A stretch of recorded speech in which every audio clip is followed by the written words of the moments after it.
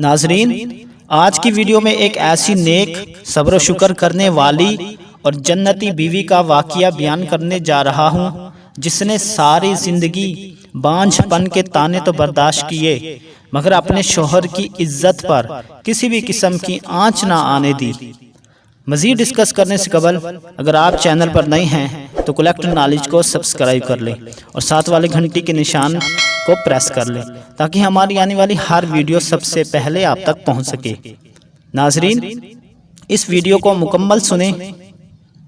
ایک شخص کہتا ہے، میں ہر جمعہ کو صبح فجر کی نماز کے بعد اپنے والد صاحب کی قبر پر جاتا، فاتحہ خوانی کرتا اور وہاں سے ہی سیدھا اپنے آفس چلا جاتا۔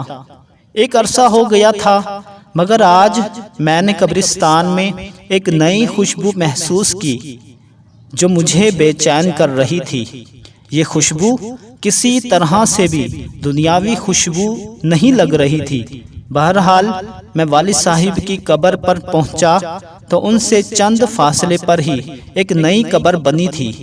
تازہ پھول اور چادر سے اندازہ لگانا مشکل نہیں تھا کہ 2 یا 3 دن پہلے ہی یہ قبر بنی ہے۔ والد صاحب کی قبر سے فارغ ہو کر جاتے ہوئے اس قبر پر فاتحہ خوانی کے لیے رک گیا۔ فاتحہ خوانی کے دوران محسوس کیا خوشبو اس قبر سے ہی آ رہی ہے۔ کنفرم کرنے کے لیے قبر کی مٹی مٹھی میں بھری تو ایک دم ٹھٹک گیا۔ قبر کی مٹی ٹھنڈی تھی جیسے نم ہو، جبکہ مٹی بالکل خشک تھی اور کمال حد تک ٹھنڈی تھی۔ بہرحال مٹی کو وہیں قبر پر پھینک دیا اور ہاتھ جھاڑنے کے بعد چل پڑا۔ بھائی کی دکان کھولی، پہلا گاہک آیا، اس کو سامان دیا تو اس نے کہا، زمان بھائی آج خوشبو تو بہت کمال کی لگائی ہے۔ خوشبو؟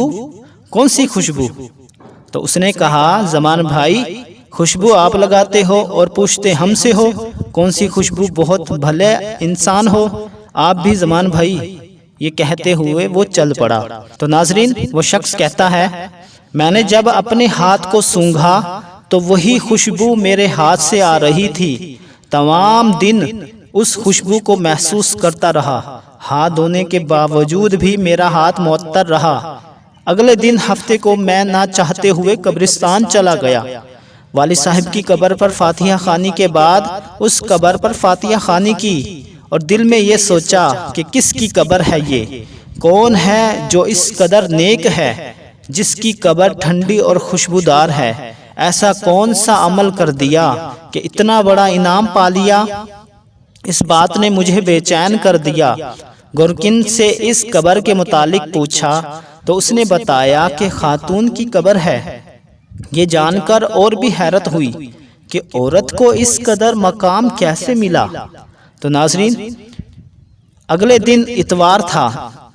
دیر تک سونے کی عادت ہونے کے باوجود صبح فجر کی نماز کے وقت اٹھ کھڑا ہوا اور قبرستان روانہ ہو گیا۔ قبرستان میں داخل ہوا تو کیا دیکھتا ہوں، اسی خاتون کی قبر پر ایک باریش آدمی قرآن خوانی کر رہا ہے۔ میں والد صاحب کی قبر پر فاتحہ خوانی کرنے لگا۔ فاتحہ خوانی کے بعد میں نے اس آدمی کی طرف دیکھا جو اب دعا مانگ رہا تھا۔ جیسے ہی وہ دعا سے فارغ ہوا تو باہر کی جانب چل پڑا۔ اس کو جاتے دیکھ کر میں بھی اس کے پیچھے ہو لیا۔ جیسے ہی وہ دروازے سے باہر نکلا تو میں نے آواز دی، سر بات سنیں، 1 منٹ پلیز۔ جی فرمائیں بیٹا۔ سر میں معذرت چاہتا ہوں، میں نے آپ کو تکلیف دی، مگر میں آپ سے ایک بات پوچھنا چاہتا ہوں اگر آپ اجازت دیں تو۔ جی پوچھیں بیٹا، کیا بات ہے؟ محبت سے اس شخص نے جواب دیا، شکریہ سر جی، جزاک اللہ۔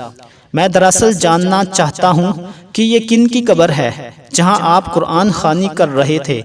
اگر آپ مناسب سمجھیں تو بتا دیجئے۔ یہ آپ کیوں پوچھ رہے ہیں؟ اس نے سوال کیا۔ دراصل اس قبر سے آنے والی خوشبو نے مجھے بے چین کر دیا ہے۔ ایسی خوشبو میں نے آج تک محسوس نہیں کی۔ مجھے یہ دنیاوی خوشبو نہیں لگتی۔ میں جاننا چاہتا ہوں کہ صاحب قبر نے ایسا کون سا عمل کر دیا کہ یہ مقام ملا کہ قبر ٹھنڈی اور خوشبودار ہو گئی۔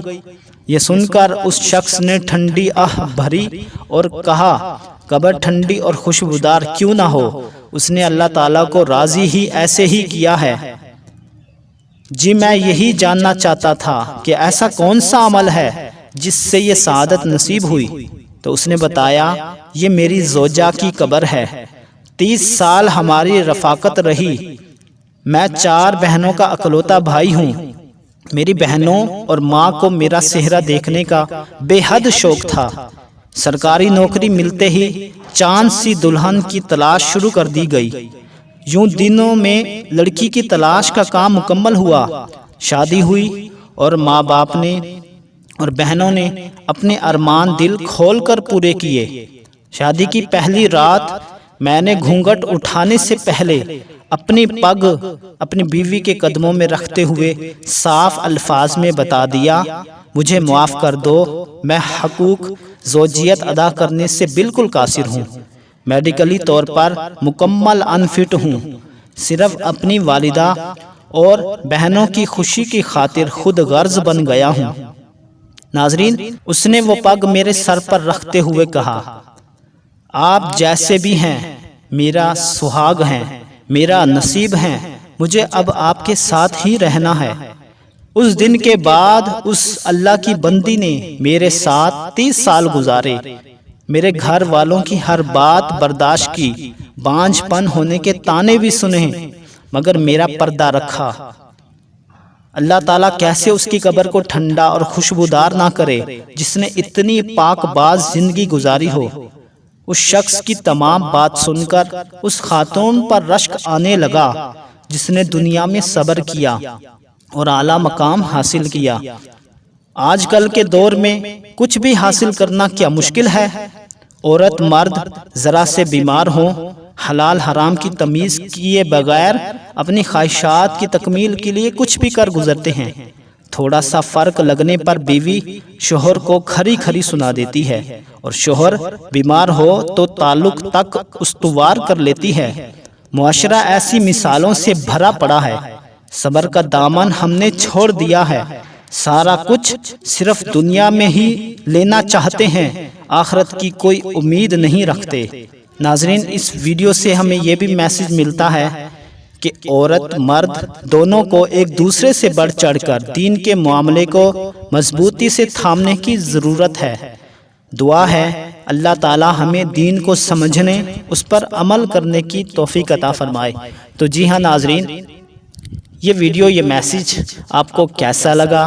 ویڈیو کو لائک اور کمنٹ کر کے ضرور بتائیے گا تاکہ ہماری حوصلہ افزائی ہو اور ہم اس طرح کی اور بھی ویڈیوز بنا سکیں۔ Thanks for watching my video. اللہ حافظ۔